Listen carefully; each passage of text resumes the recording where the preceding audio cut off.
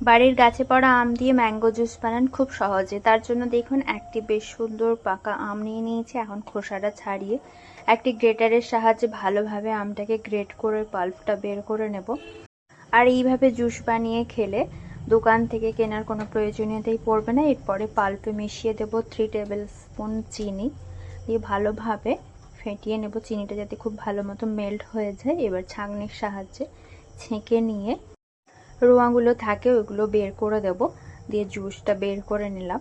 দেখুন এবার একটি গ্লাসে ঢেলে দেব। এবারে এর সাথে কিছুটা জল অ্যাড করে দেব।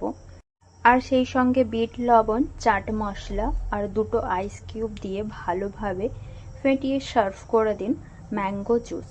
আর এই ম্যাঙ্গো জুসের রেসিপি কেমন লাগলো অবশ্যই কমেন্টে জানাতে ভুলবেন না। আর এই গরমে ঠান্ডা ঠান্ডা ম্যাঙ্গো জুস খান আর আনন্দ করুন। থ্যাংক ইউ সকলকে।